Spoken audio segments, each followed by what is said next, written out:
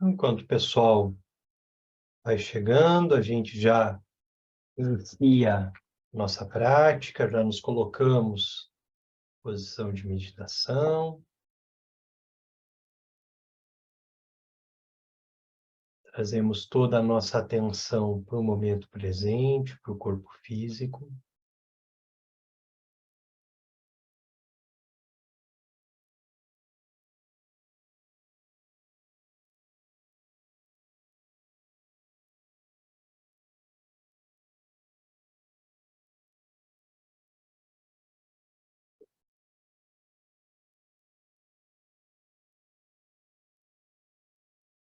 Preste atenção só no ar que entra e sai por suas narinas.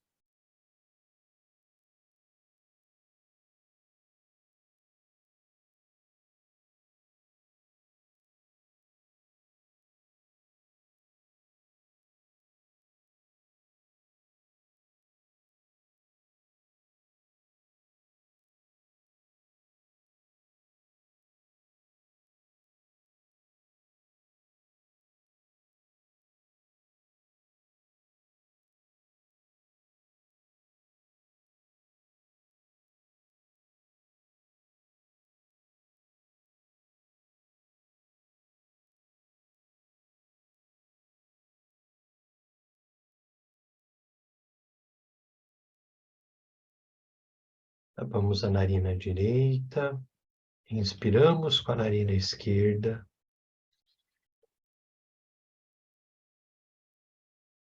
Visualize que o ar entra pelo canal vermelho, segue lateralmente e sai pelo canal branco.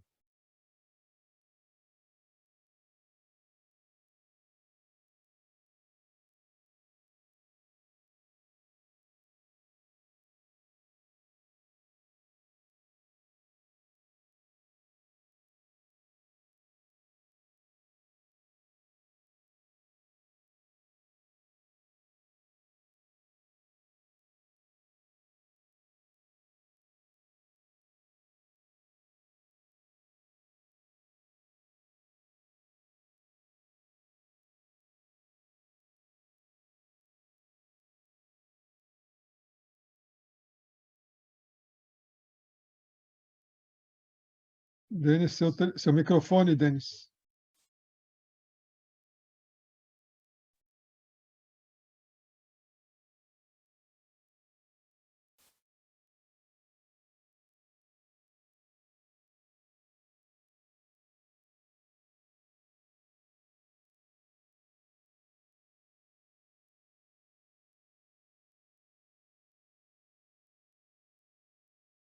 Mais uma vez.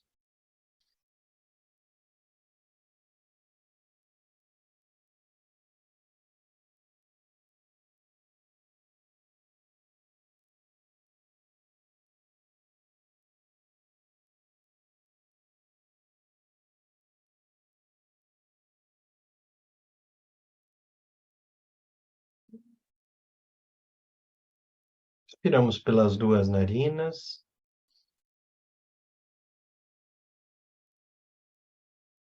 O ar desce lateralmente até 4 dedos abaixo do umbigo e sobe pelo canal central. E é expelido pelo topo da cabeça. Mais uma vez.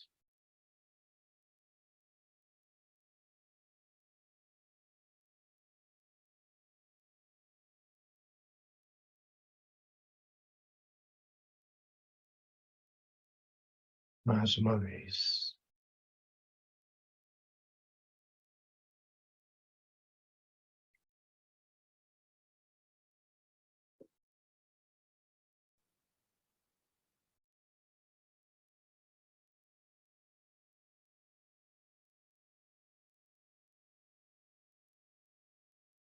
Leve a consciência até a altura do coração.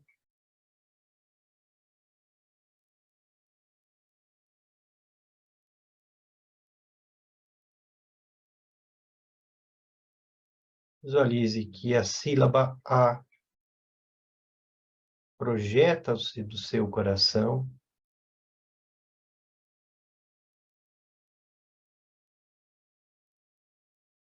sobre um lótus à sua frente, manifesta-se a deidade de sua devoção, Tapiritsa,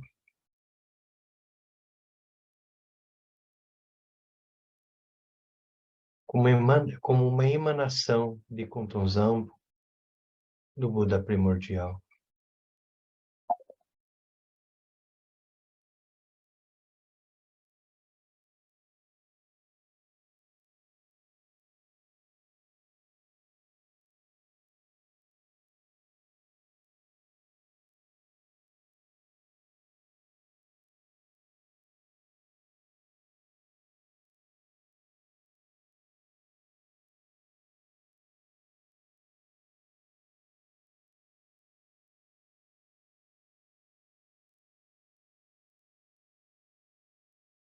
Do coração de Tapiritsa emana a sílaba Ram, de cor vermelha,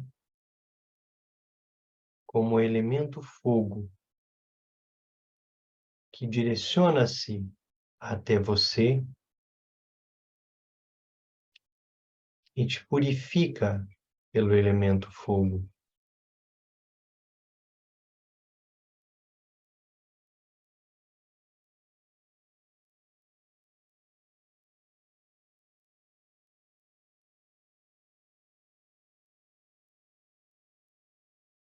Do coração de Tapiritsa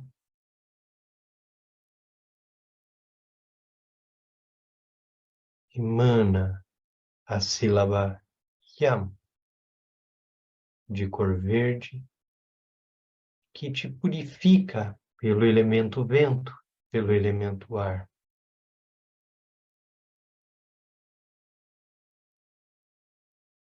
Do coração de Tapiritsa emana na cor azul a sílaba Mam, água, que te purifica, nos purifica pela essência do elemento água.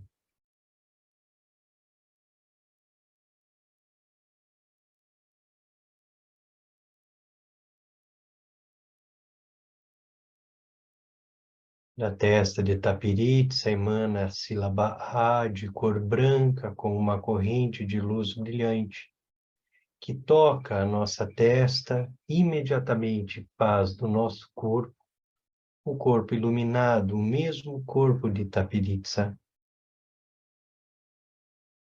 Da garganta de Tapiritsa emana a sílaba Om, na cor vermelha, que toca a nossa garganta e faz da nossa fala, fala iluminada de todos os Budas.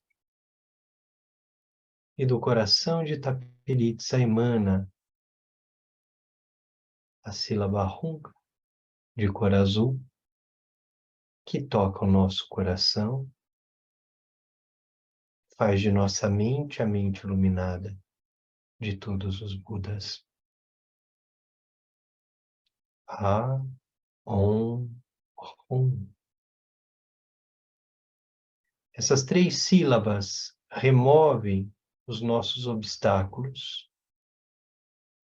Os obstáculos relacionados ao corpo, os obstáculos relacionados à fala e os obstáculos relacionados à nossa mente.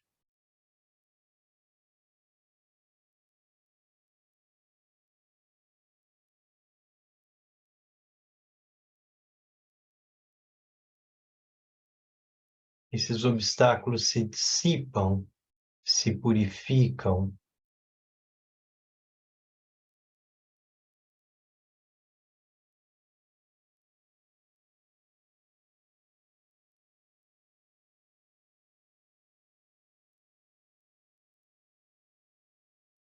e nós somos empoderados, recebemos os empoderamentos do corpo, da fala e da mente.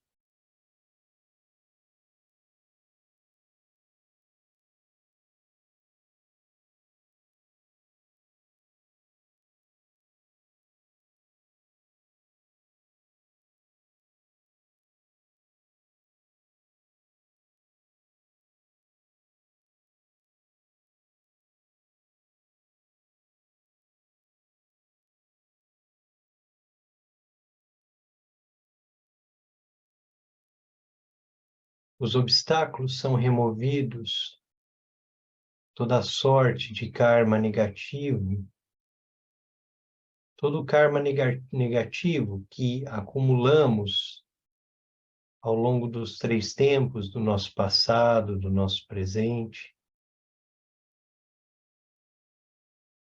é removido, é purificado, é transformado.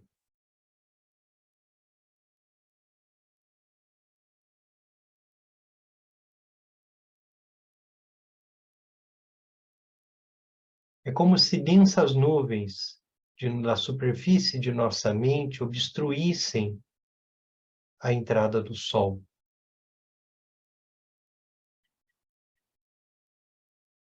Quando fazemos a prática de Guru Yoga, é como se as luzes que advêm da deidade abrissem espaços, rompendo com as nuvens de miséria, de sofrimento, de visões errôneas. E esse raio de luz branco, vermelho e azul que emanam da testa, da garganta e do coração da deidade, abrem uma clareira em nossos obscurecimentos e fazem com que as bênçãos de corpo, fala e mente, as iniciações de corpo, fala e mente,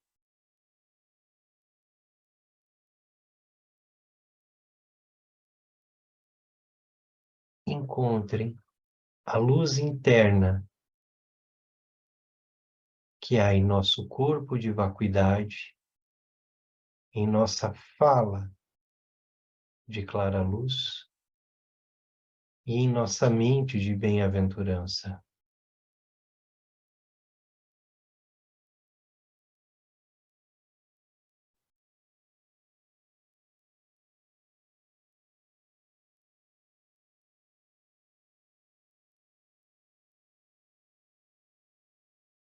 Quando da testa da deidade emana uma corrente de luz branca que toca a nossa testa,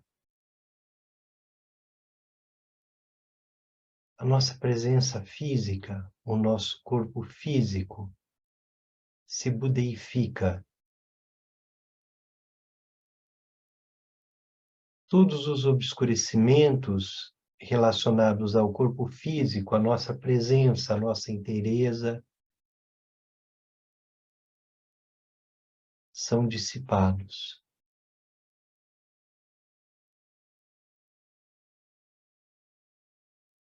E a luz penetra. E o espaço é aberto. Sinta essa corrente de luz tocando sua testa, transpassando por você.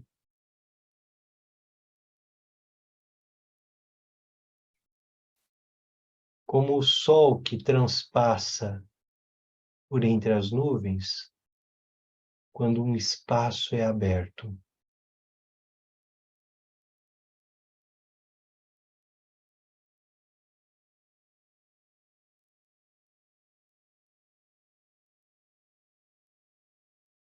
Não sinta como uma luz estática, mas como uma corrente contínua de luz.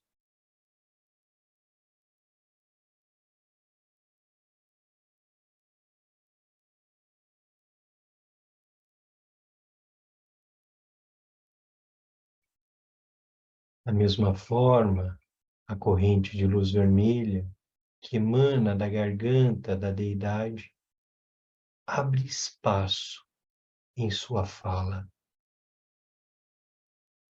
para te conectar e conectar-se diretamente ao silêncio.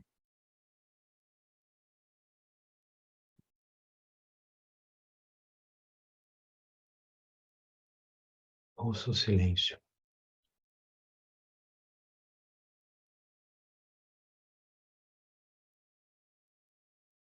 corrente de luz azul que emana do coração da deidade rompe com os obscurecimentos da mente, abre espaço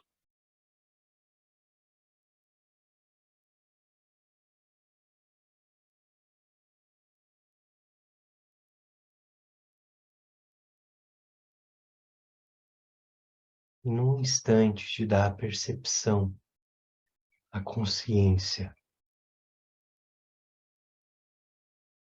da abertura do espaço,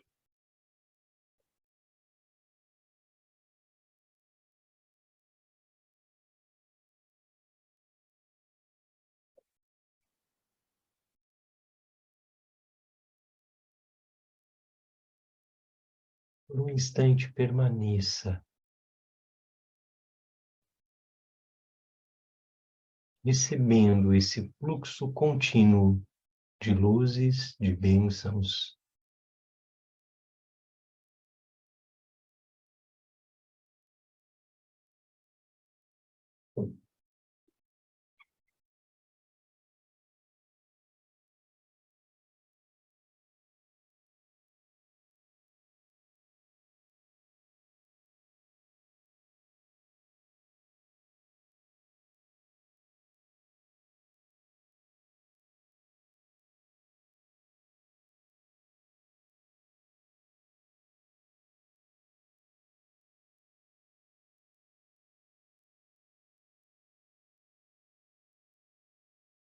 Da coroa da minha cabeça, ao palácio da grande bem-aventurança. Rezo a ti, benevolente lama raiz, ó precioso, conceda-me as bênçãos de reconhecer a minha verdadeira natureza como Buda. Da coroa da minha cabeça, ao palácio da grande bem-aventurança. Rezo a ti, benevolente lama raiz, ó precioso, conceda-me as bênçãos de reconhecer a minha verdadeira natureza como Buda. Da coroa da minha cabeça ao palácio da grande bem-aventurança, rezo a ti, benevolente lama raiz, ó precioso, conceda-me as bênçãos, removendo os meus obstáculos, abrindo um espaço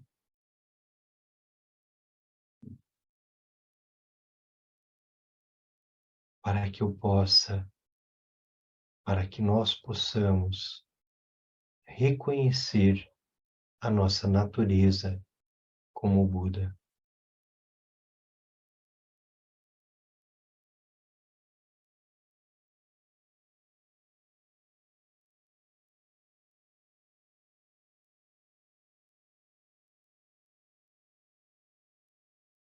Visualize que o Guru diante de você se dissolve em luz branca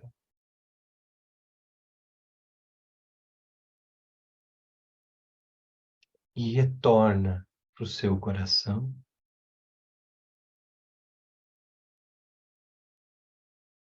fundindo a tua mente com a mente da deidade.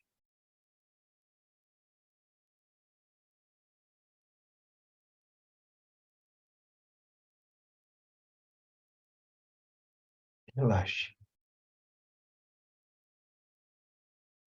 na mente da deidade.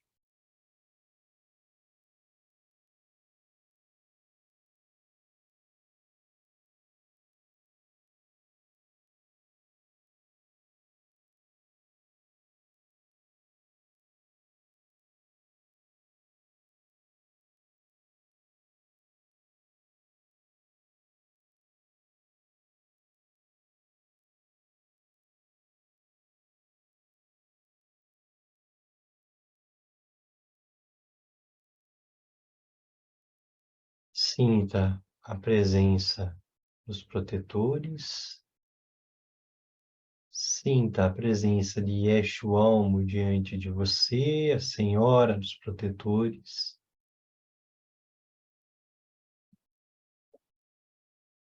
Visualize que essas damas protetoras, as Dakinis, se encontram no espaço em que você está.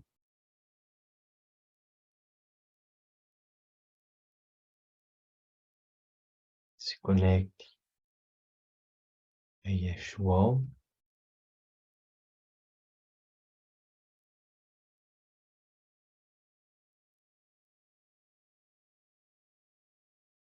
Na esperança e na certeza de que estamos protegidos pela Mãe de todos os Budas, pela emanação de Kuntuzamo,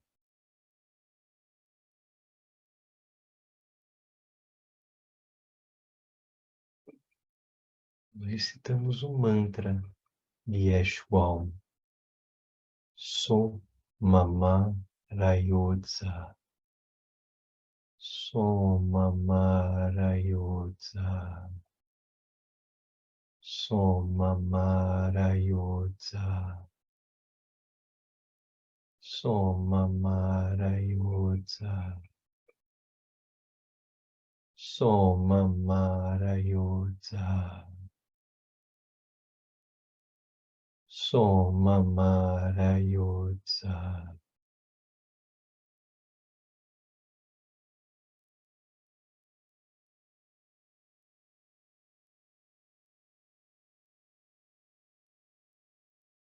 Nos reconhecemos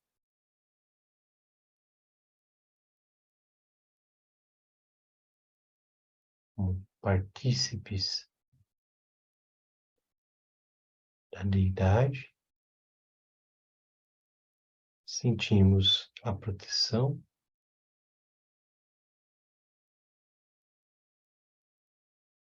e num espaço seguro,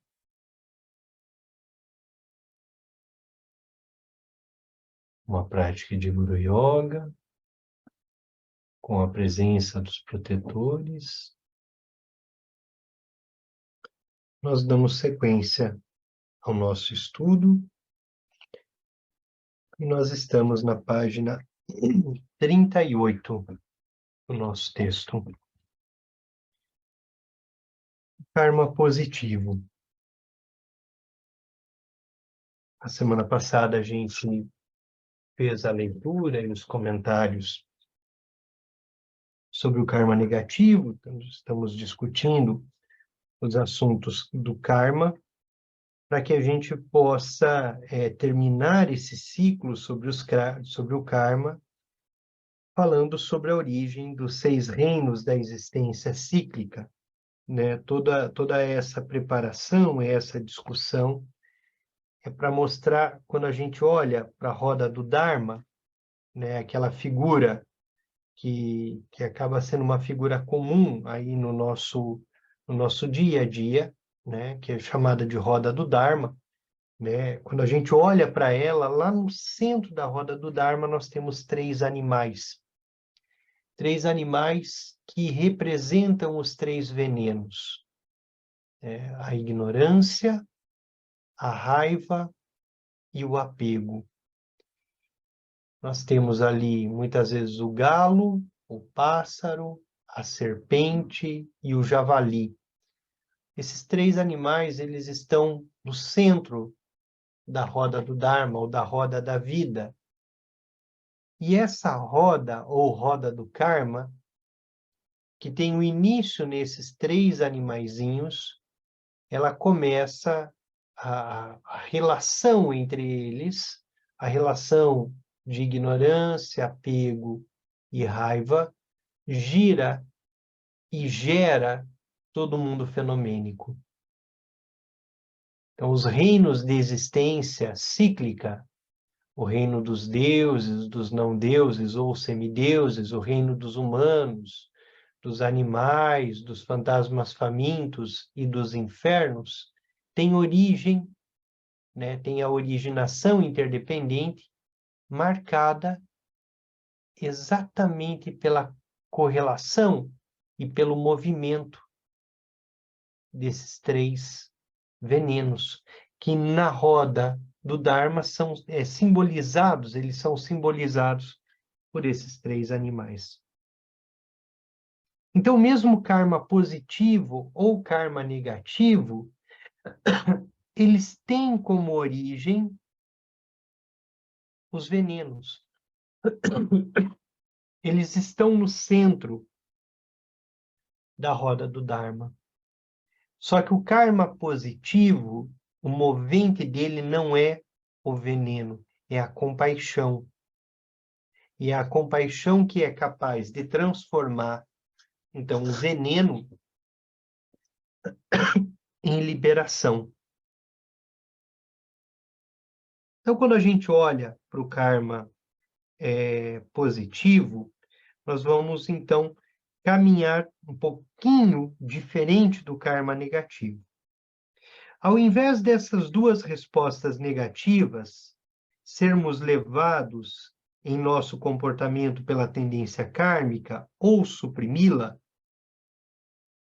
que basicamente na semana passada, quando nós falávamos do karma negativo, nós falávamos que nós podemos seguir uma tendência kármica ou suprimir essa tendência kármica.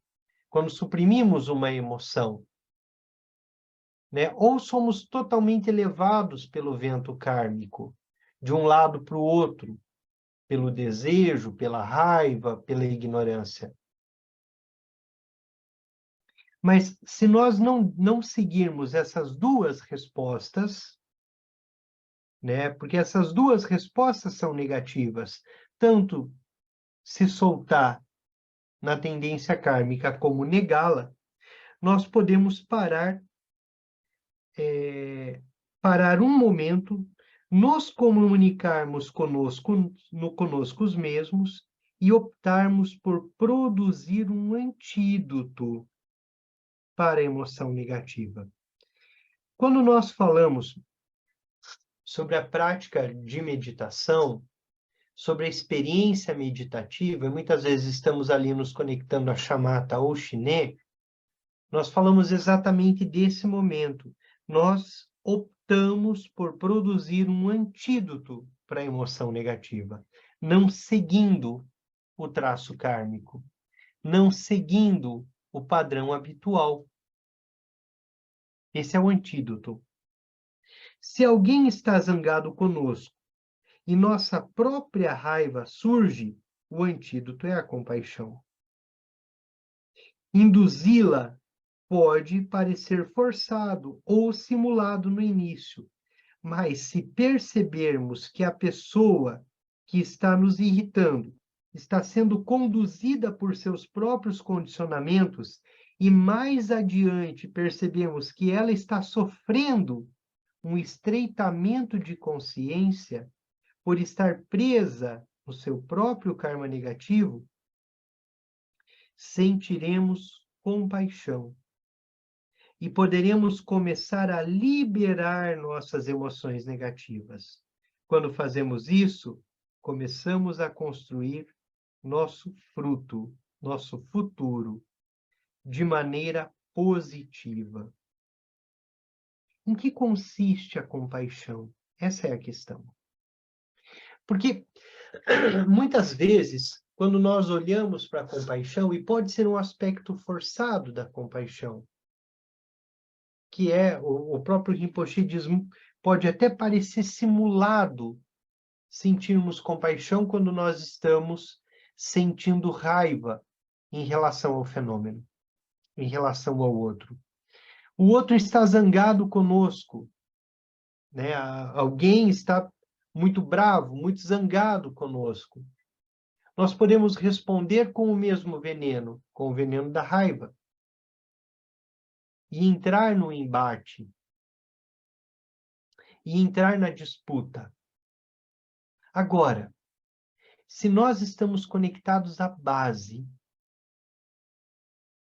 se nós estamos olhando para o outro e compreendendo que essa raiva que está surgindo ali, surge não em relação ou em razão daquilo que nós fizemos, mas em razão e relação direta com os traços kármicos dele. Ou seja, o que o deixa furioso, furiosa, com raiva, não sou eu. Eu não tenho nada com isso. Assim como quem nos deixa bravos, de fato, a pessoa não tem nada a ver com a raiva que surgiu em nós. Esse é o ponto.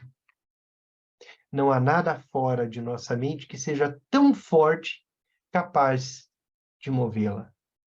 Se nós nos movemos para o traço kármico, para o apego, para a raiva, para a aversão, isso não está no mundo externo. Isso está na predisposição kármica. Isso está propriamente em nós, em nossa mente.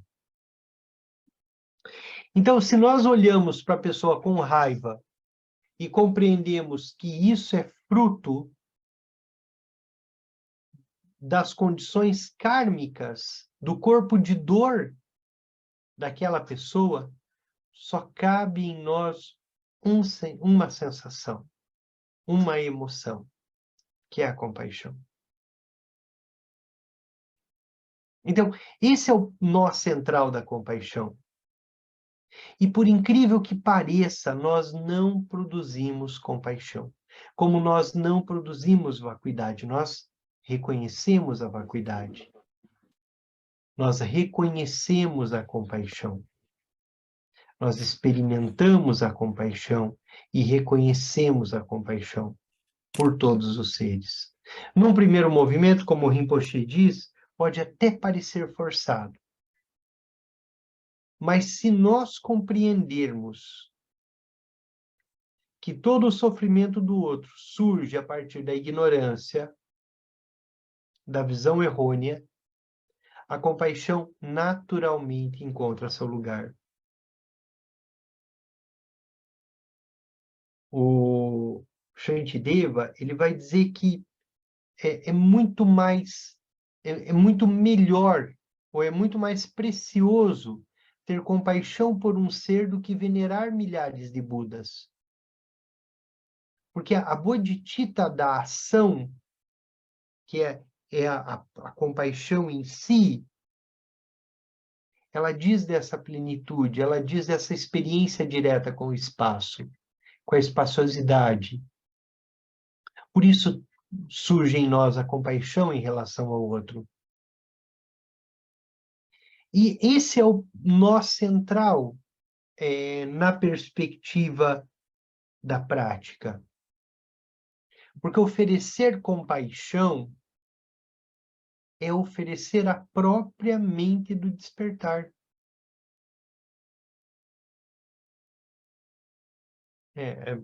É oferecer a mente aberta.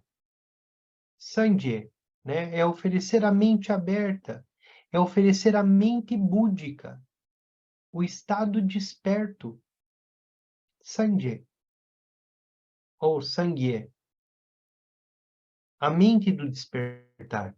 Então, o que se oferece quando oferece compaixão? É a própria mente búdica. Em sânscrito é bodhicitta, é a mente búdica. Isso é compaixão. Então, o que transforma o karma, o que muda, é a experiência direta da compaixão com a compaixão.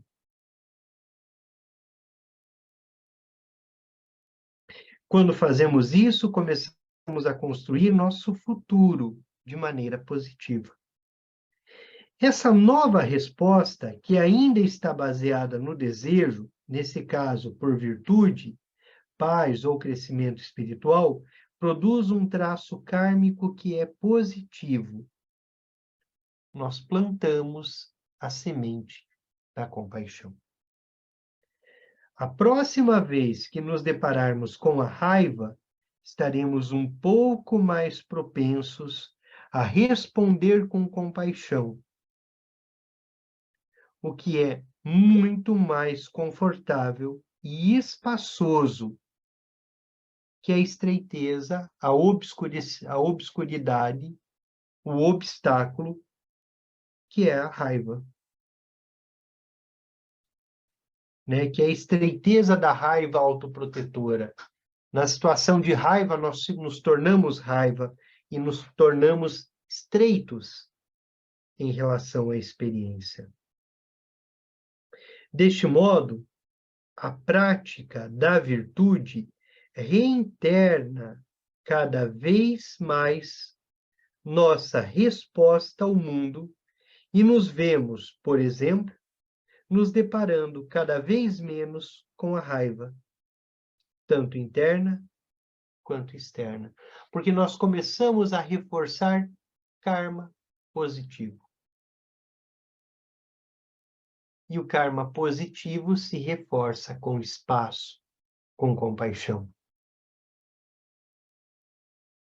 É interessante como, para quem é cristão, por exemplo, a perspectiva de Cristo em relação a isso.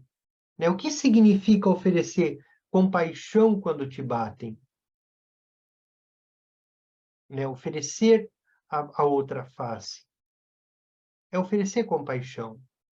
E quanto mais compaixão se oferece, menos condições de sofrimento e raiva surgem. Lembra quando nós falávamos sobre o karma negativo? Quando nós acumulamos karma negativo, mais situações para o karma negativo surgem. Então, quanto mais nós acumulamos raiva, mais raiva tem. Quanto mais nós abrimos espaço, mais espaço tem. Quando nós oferecemos compaixão, mais espaço para compaixão. A raiva continuará acontecendo lá fora. As pessoas continuarão ficando bravas. Mas a nossa relação, a forma com que nós lidamos com o fenômeno, é totalmente diferente. É isso que, em alguns dos nossos encontros atrás, nós chamávamos de ação de poder. Quando nós reforçamos karma positivo, quando nós reforçamos compaixão, nós vamos desenvolvendo a perspectiva do poder,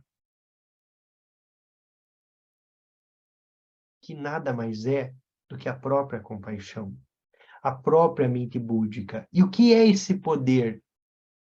A capacidade de não nos envolvermos, por exemplo, com a raiva do outro. A raiva que ele sente é um problema, é uma questão que está relacionada aos traços kármicos dele, dela. Eu não preciso me tornar a raiva que ele tem.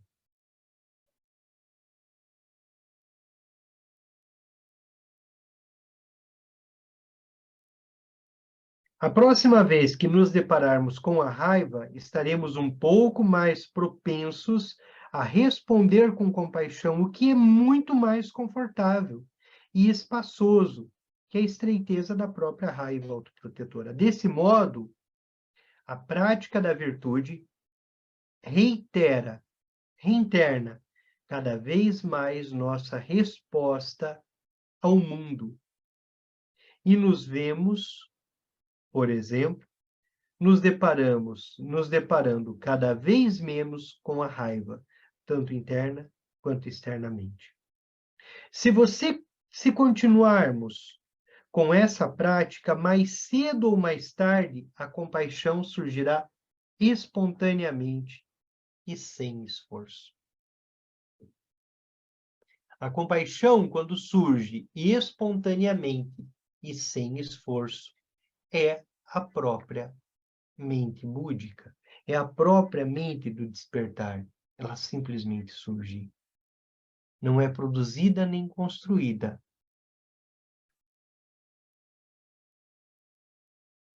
Usando o conhecimento do karma, podemos reinternar nossas mentes para usar toda a experiência até os devaneios mais íntimos e fugazes para sustentar nossa prática espiritual. Até nossas sensações, a raiva entre os pensamentos, o apego, nós usamos em nossa prática. E aí vem a grande questão. Eu não nego as emoções. Eu não nego o apego, eu não nego a raiva. Sou humano. Tenho ignorância, tenho apego, tenho raiva. Mas como libero tudo isso? Como liberar as emoções? Como liberar a raiva? Como liberar o apego? Sem negar. O Rinpoche, como mestre Dzogchen, ele tem muita preocupação se nós, em relação a nós reprimirmos as emoções, reprimirmos o sofrimento, os sentimentos. Porque repressão é negação. Repressão é a aversão. E nós precisamos ser não duais até mesmo em relação às nossas emoções. Sim, a raiva existe. Sim, nós sentimos raiva. Como liberar? E essa é a questão. Nós não temos que negar. Nós não temos que negar e nem reprimir, mas liberar. A melhor resposta para a emoção negativa é permitir que ela se autolibere, permanecendo na consciência não dual, livre de apego e aversão. Então, o caminho da prática nesse contexto não é sobre ascetismo, não é sobre negar a raiva, mas é sobre sentir, sobre permitir que ela se autolibere na consciência não dual. Como um obstáculo que é removido pelo simples fato de abrir espaço. Como as nuvens de miséria são dissipadas pelo vento da sabedoria, abrindo espaço, não negando as nuvens. Se conseguirmos fazer isso, a emoção passará através de nós, como um pássaro voando no céu, sem deixar nenhum sinal em sua passagem. A emoção surge e então se dissolve espontaneamente na vacuidade. A raiva surge e nós permitimos que ela se libere. Nós não podemos ter apego e aversão nem mesmo com as emoções negativas. Então a raiva surge e nós permitimos que ela se libere, como uma nuvem de tempestade que surge no céu. A diferença é que nós não nos envolvemos com a raiva. Nós não nos tornamos a raiva que surge.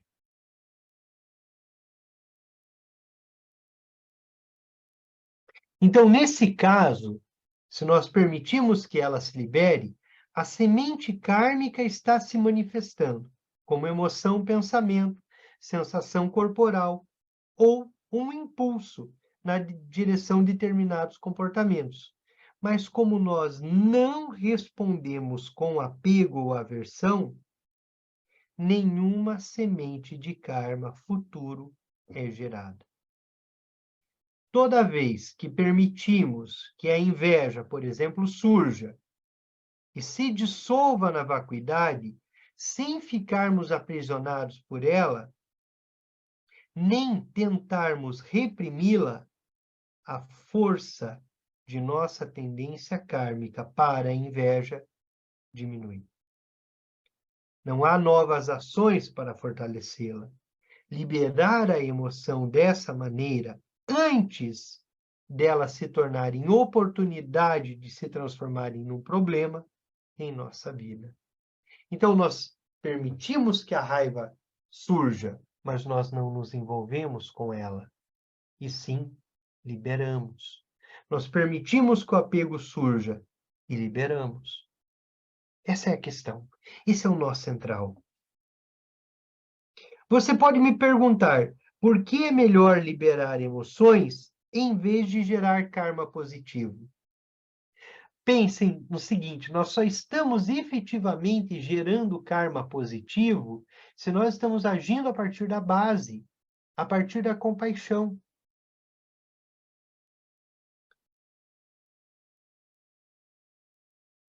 E aí o Rinpoche vai dizer, então, mas por que é melhor liberar a emoção do que gerar artificialmente um karma positivo?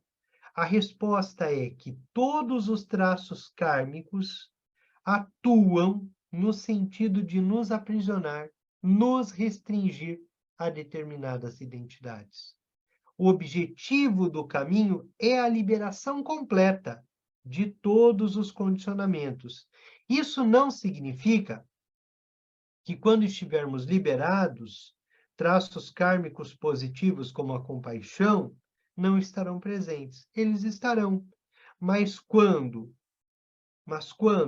não formos mais compelidos pelas tendências kármicas, seremos capazes de ver nossa situação claramente e responder a ela de maneira espontânea e apropriada, em vez de sermos empurrados numa direção ou puxados em outra. A compaixão relativa que surge das tendências kármicas positiva é muito boa, mas é melhor a compaixão absoluta que surge sem esforço e de maneira perfeita no indivíduo liberado do que o condicionamento kármico. Ela é espaçosa, é mais inclusiva, mais eficaz e livre do dualismo. Compaixão relativa é essa compaixão produzida. É essa compaixão que nós produzimos mentalmente. A compaixão absoluta é a compaixão que surge na experiência direta da prática. Embora permitir que a emoção se autolibere seja a melhor resposta, é difícil fazer isso antes de nossa prática estar avançada e estável. Esse é um ponto importante. A gente consegue liberar a emoção da raiva, liberar a raiva, quando nossa prática já está um pouco mais avançada e estável. Mas, por outro lado, nossa prática é agora. Todos nós podemos decidir parar por um momento, quando a emoção surge, nos examinarmos internamente e optarmos por agir tão habilmente quanto possível. Todos nós podemos aprender a diminuir a força do impulso dos hábitos kármicos. Podemos usar um processo conceitual, lembramos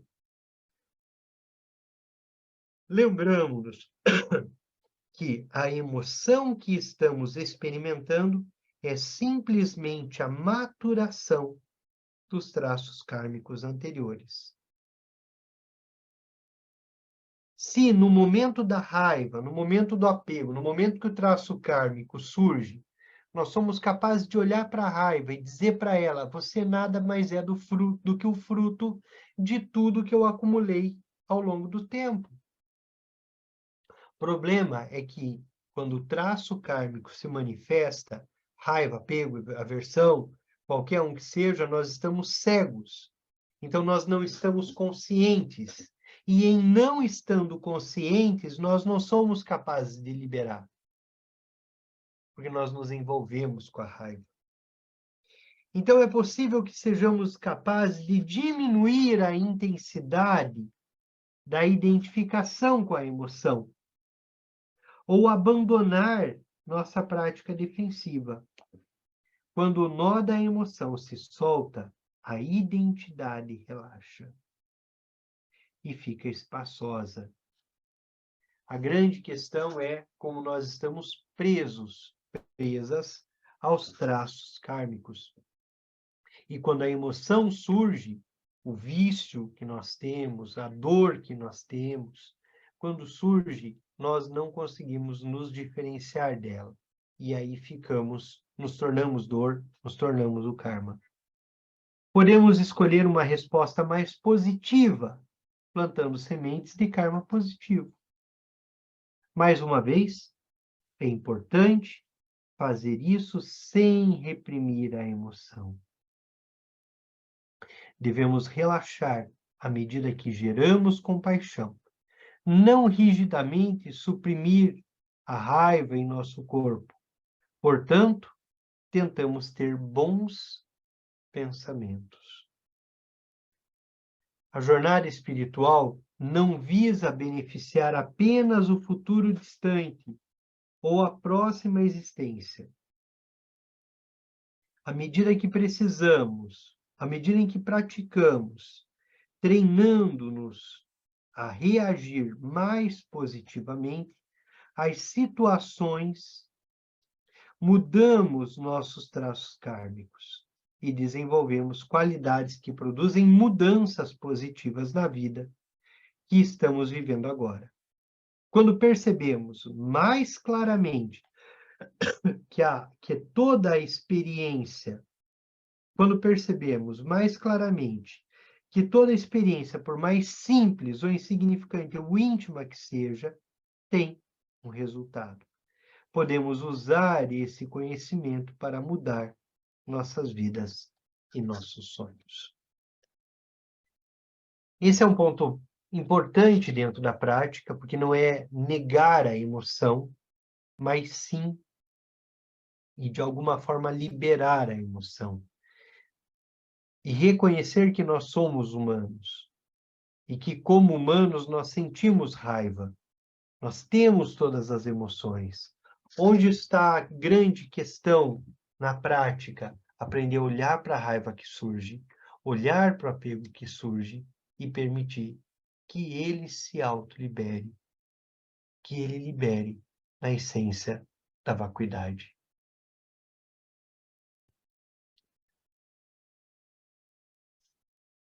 Então, traço kármico é aquilo que gerou nossa personalidade.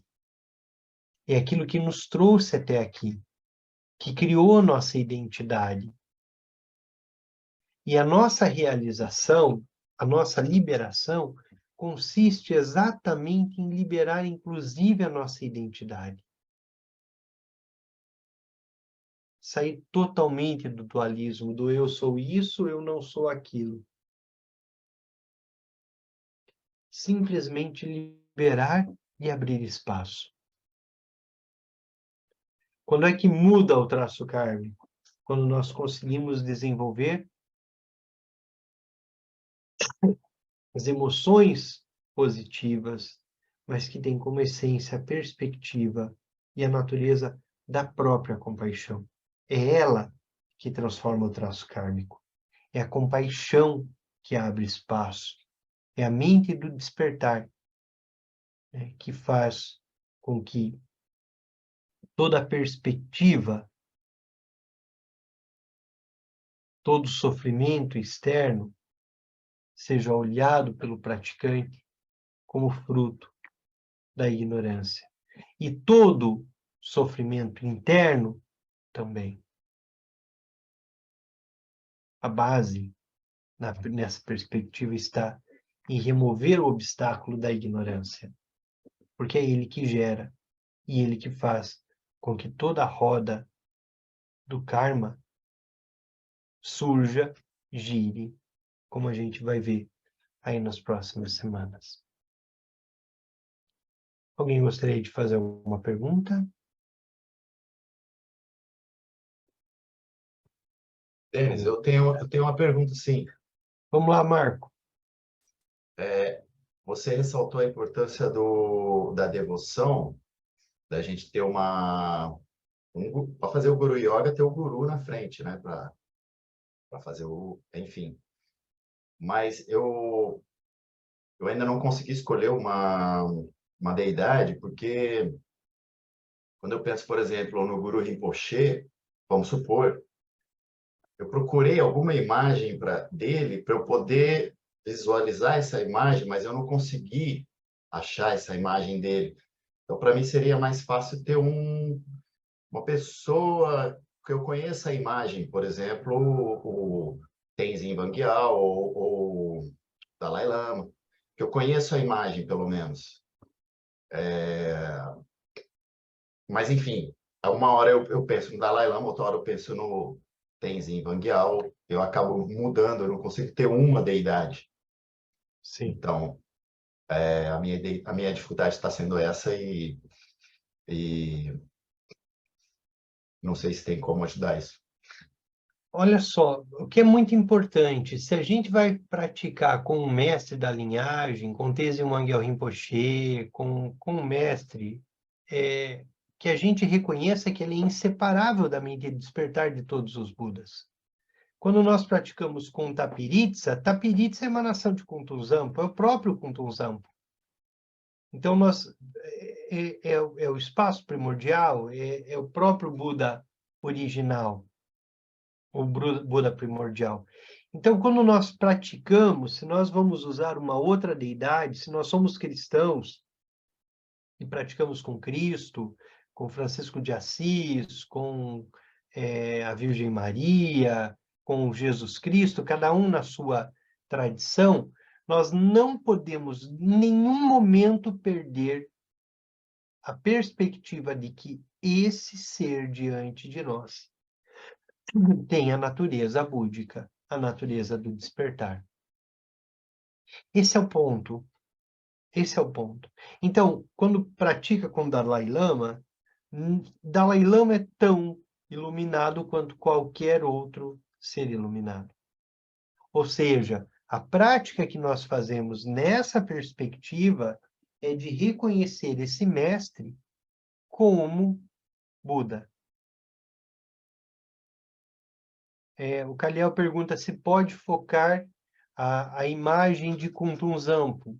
Sim, os idams, as deidades de meditação, os idams, nós podemos praticar com eles. Kuntun Zampo, a emanação feminina de Kuntun Zamo, né, como Yeshiwalmo, como Shirabishama, como Sipigyalpo, né, nós podemos praticar com aqueles que são Budas, né, deidades, idams, deidades de meditação. Nós não vamos praticar dessa forma com seres que não são perfeitamente iluminados. Aí existem práticas específicas para aqueles seres que não são perfeitamente iluminados e a forma com que nós usamos para uma meditação com eles, né? Então, o Kaliel pergunta se ele pode praticar com Kuntun Zampo. Pode praticar com Kuntun Zampo, com sua emanação como Tapiritsa, né? Desde que seja um Buda perfeitamente iluminado. E Kuntun Zampo é a própria essência, né? É a própria base. Mais alguém?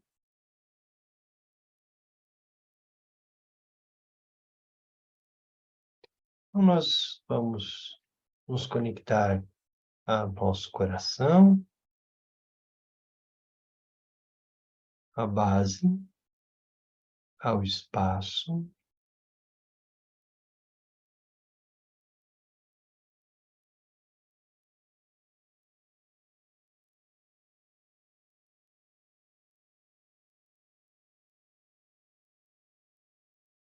E a partir dessa experiência da base, nós emanamos compaixão para todos os seres, em todas as direções.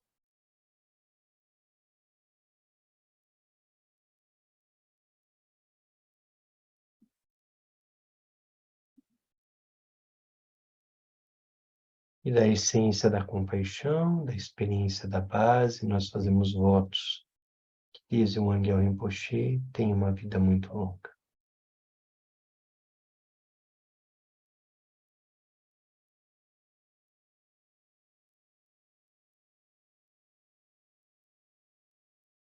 Obrigado a todos.